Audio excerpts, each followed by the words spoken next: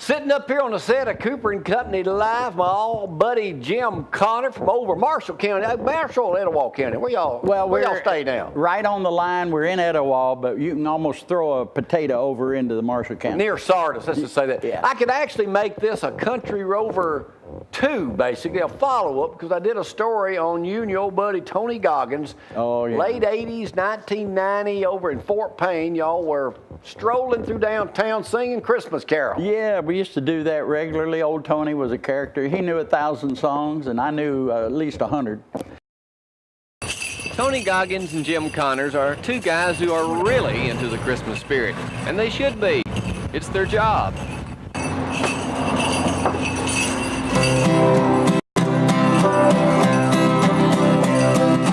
Joy to the world, the Lord is come.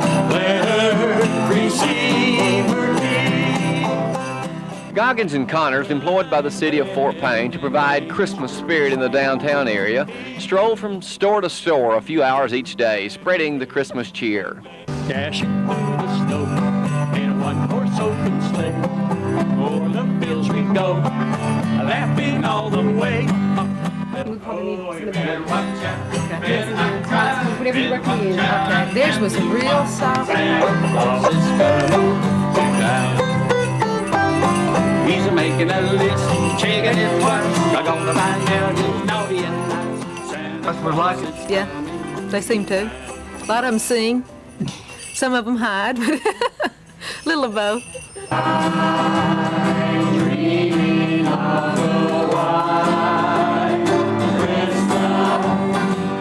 It's the one gift that I love to give, and I'm proud I'm able to give it as a song to everybody that comes along.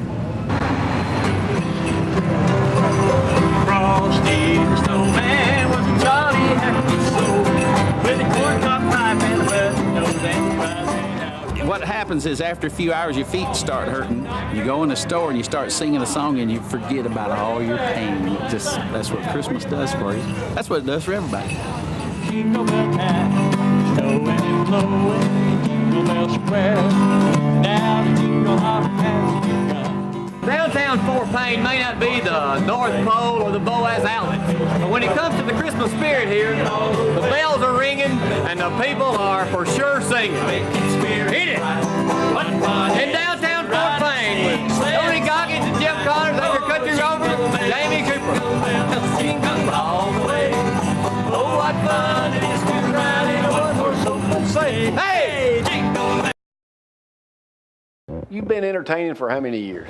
Well, all my life, 70 years, I guess. I started playing harmonica when I was 6, and I'm 76. But I've been a professional ever since right after high school. And I was a professional all through college. So I don't know, 60 I guess, years. now, is this true? You went to Harvard? Yeah, that's true. And I played music the whole time there. It was a lot of Harvard? music. Yeah. Harvard College, yeah.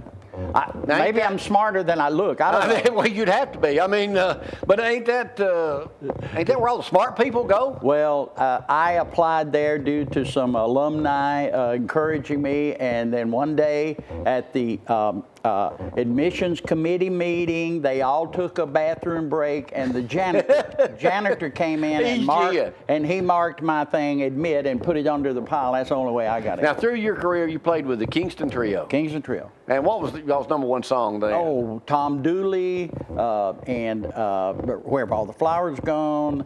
Now, do you still sing any of those? Yeah. How'd that Tom Dooley go? Hang down your head, Tom Dooley.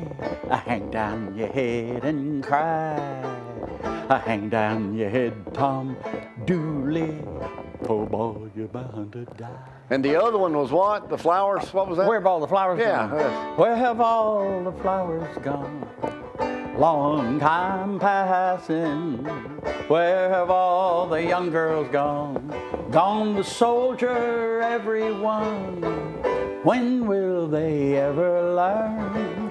When will they ever learn? Now, that was in the early 70s? Yeah, early 70s. So music's changed a little bit since then. Music's changed. Prior to that, I was with Richard and Jim, and we had What Have They Done to the Old Home Place? And why did they tear it down? And we were Gadsden High School buddies, and we started in the 60s.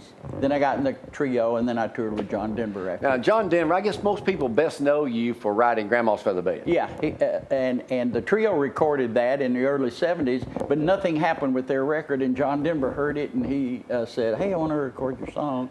Lo and behold, 8 years after he told me that, he put it on his biggest selling album. And this next song was written by a friend of mine from Sedona, Arizona, which is one of the very pretty parts of our country in the southwest area.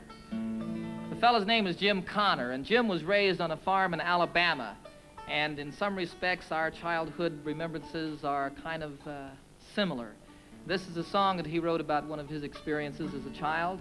It has specifically to do with his grandma's feather bed.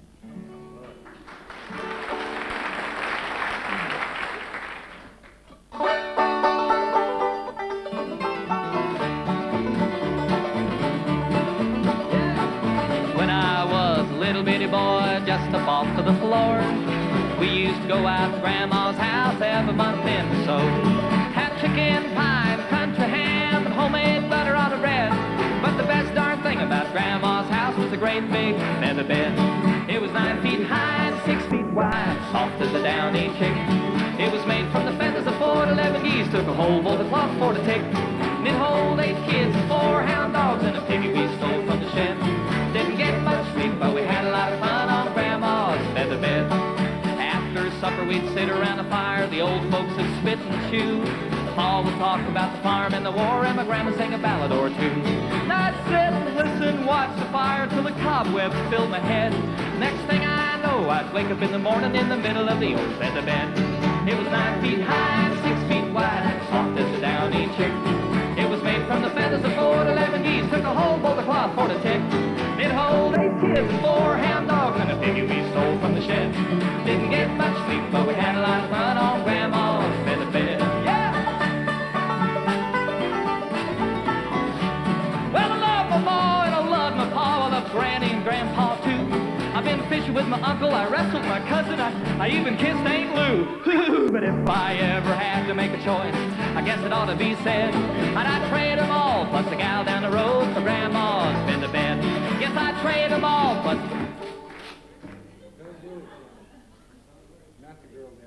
Not the girl down the road. Well, she is a fox.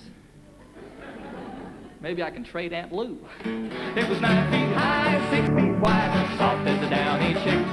It was made from the feathers of 4 to 11 geese, took a whole bowl of cloth for the tick. And it hold 8 kids and 4 hound dogs, and a piggy we stole from the shed. Didn't get much sleep, but we had a lot of fun on Grandma's feather bed. Didn't get much sleep, but we had a lot of fun on Grandma's feather bed.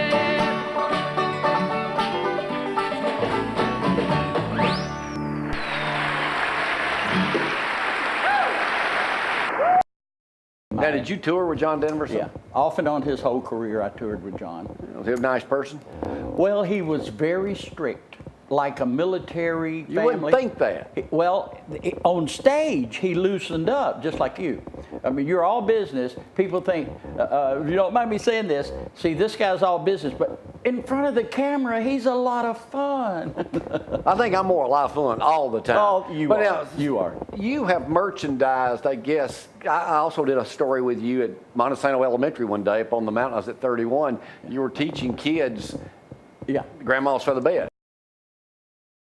Mrs. Cook's 3rd grade class was just one of the classes at Montesano Elementary School in Huntsville recently that had the privilege of having singer Jim Connor entertain them as well as teach them a little about music. Run, run, run in a game of dicing. Run, run, run the river water. Sugar, sugar, sugar is your love, or the icing on the sweet, sweet, sweet. Made for your dog. Connor, who lives in Sardis, was performing at the school as an artist in residence for a few days.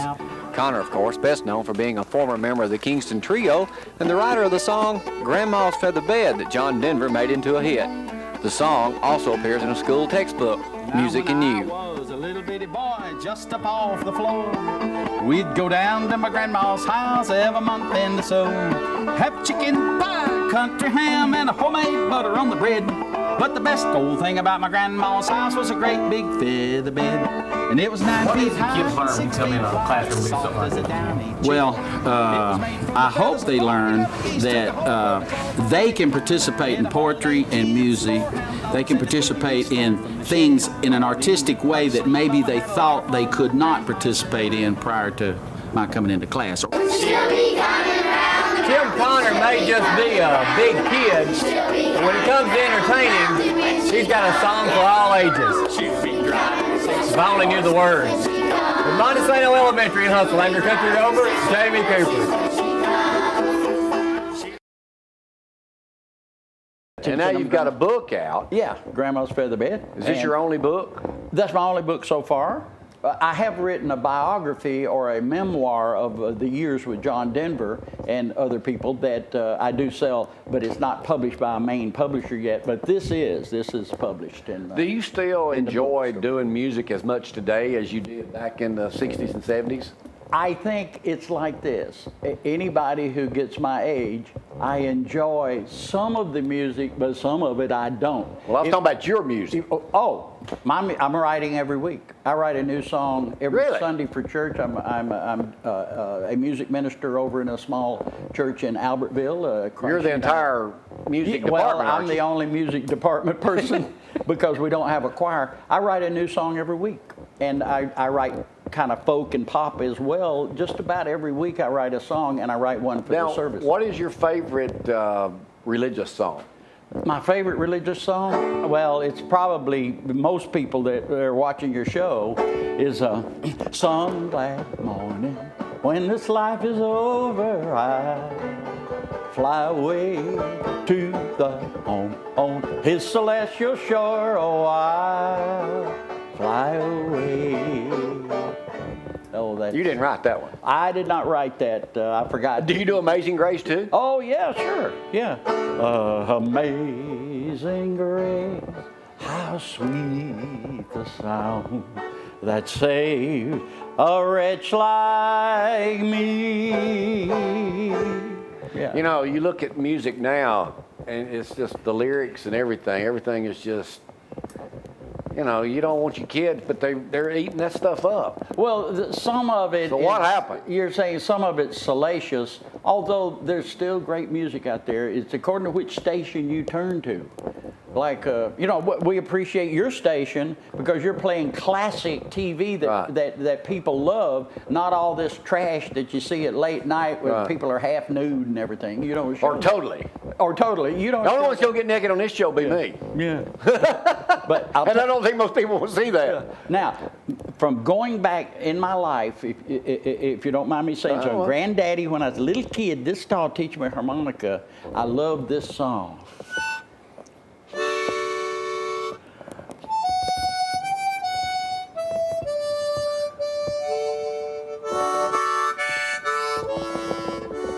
Jesus, keep me near the cross, there a precious fountain. That might be my favorite Christian song. Why don't you sing the whole thing? Well, if I can remember it. Or this one.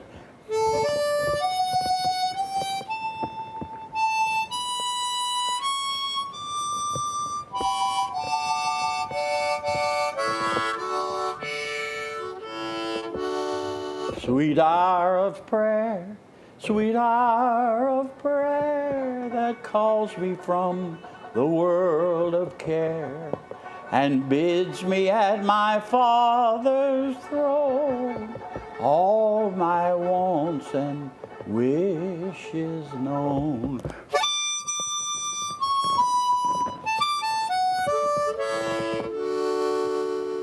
And that's the way I started when I was 5 years old, playing the harmonica with my granddaddy. So you have a multitude of songs in you.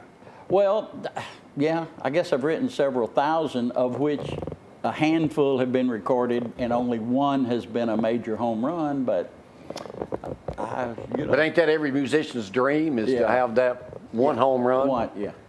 If you got one, you're in, and all the writers around the country know me. They'll listen to my new songs, and sometimes they use them. Yeah, you only need one. And I'd encourage writers out there. I know a lot of people watch your show. Hey, Keep writing. You get one published, then you're published. You don't have to have 100 published, just one, and then you can get in the door of every publishing company in the nation. Well, let's talk about Grandma's Featherbed again. You got this book here, Adapted and Illustrated and everything like that. When you wrote this song, when was it and what gave Well, you this? Is it really about your grandmother's bed? Yeah. It's about her boarding house, and there's a picture of her in the book, and I'm playing, backing her up on the guitar, and she was singing at the Alabama State Fair down in Birmingham. And she's 80-something years old. Really? Your grandmother? Yeah, she sang all her life, and in her 80s, they asked her to come sing at the fair because she was such a character and she was so much fun. And I wrote this song for, well, I was on the road in the mid-'60s with old Richard Lockmiller, my buddy from Gadsden High School, and showbiz is sometimes not what you think it is. I mean, we go to motel after motel, and we would play clubs we never had been before. We go to Neosho, Wisconsin, and then Evansville, Indiana, and back to New York, and then down to Atlanta. And sometimes we didn't know anybody in the town. A few dozen people would show up at the coffee house in the 60s. And I was lonesome after a couple of years, and I sat down to write grandmother a letter, and I started writing in poetry, and it became the song Grandma's Featherbed. And I put it in an envelope and sent it to her. Luckily, I kept a copy of it in my guitar case, because 10 years later, John Denver recorded it, and Granny lost her original copy. Before she died, I said, Granny, you got that original copy of my song I sent you? And she said, oh, I don't know what happened to that. I stuck it in my Bible, but it's gone.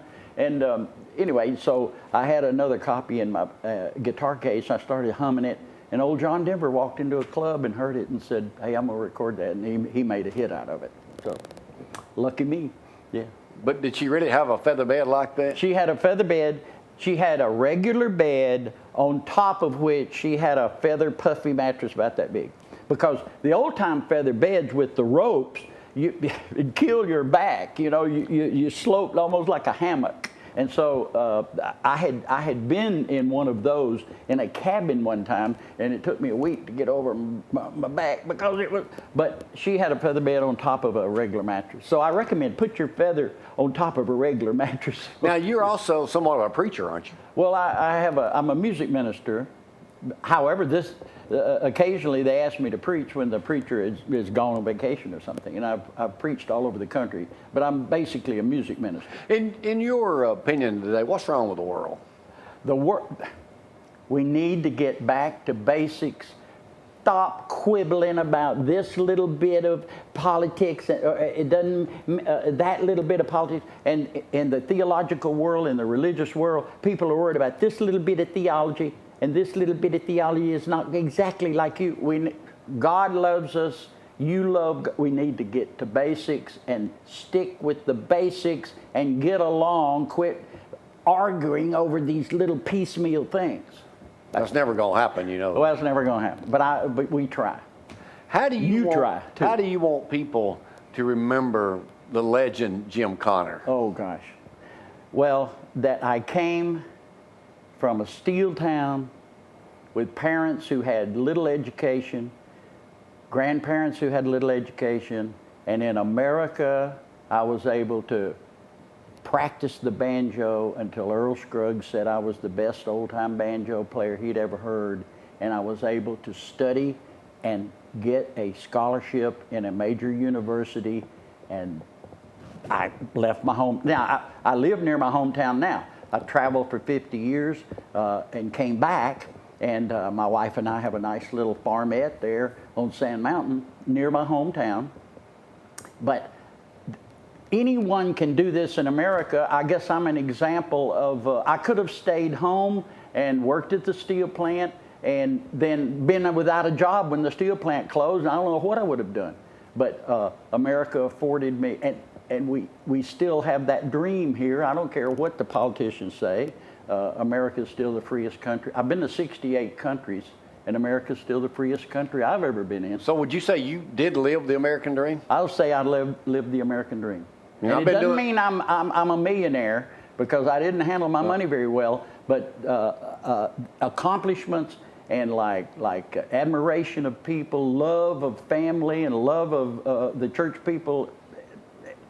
Hey, I've experienced it. You know, I've been doing TV 40 years this past April 1st. Yeah. It's a long time. I remember you 39 Yeah, years and 11 ago. months ago. When you Well, Jim, as we wrap this up, I want you to do Grandma's Feather Bed one more time for me. And I want to I'll say do it. again, thanks for being my Oh, friend man. all these years. You're one of my greatest musicians I've dealt with. I love you. And You're the great host. You've done extremely well, and honored to be you, buddy. So I don't know anybody owns his own station except you, man. Well, I'm trying. Hit it. All right. Jim Connor. Now when I was a little bitty boy, just up off the floor, we'd go back to my grandma's house every month in the so. Have chicken pie, country ham, homemade butter on the bread. But the best darn thing about grandma's house was a great big feather bed. It was 9 feet high, 6 feet wide, soft as a downy chick. And it was made from the feather the 40-11 geese took a whole boat of claw for the tick. It'd hold 8 kids, 4 hound dogs, and a piggy we'd stole from the shed. We didn't get much sleep, but we had a lot of fun on Grandma's feather bed. Well, Sunday morning, go to church and stay for covered dish. And I'd run, play, get so tired, then I'd get my wish to lie out flat, nap, and dream with the feathers under my head. But my cousins wouldn't stop tickling me on Grandma's feather bed. And it was 9 feet high, 6 feet wide, soft as a downy chick. And it was made from the feather the 40-11 geese took a whole boat of claw for the tick. It'd hold 8 kids and 4 hound dogs and a piggy we'd stole from the shed. We didn't get much sleep, but we had a lot of fun on Grandma's feather bed. Play it a little bit.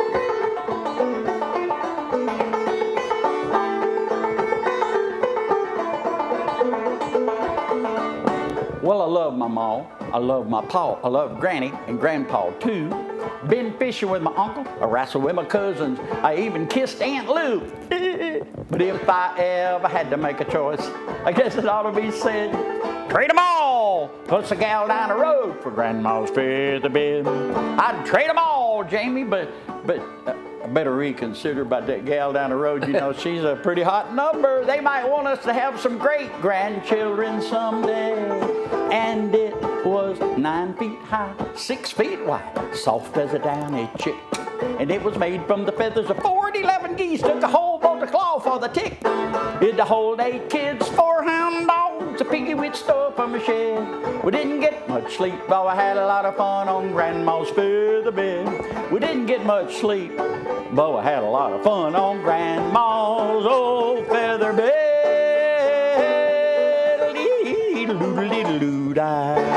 Jim Connor. Oh, Thank you, buddy. Jamie, All thank you, right, man. thank you. Thank you. All right.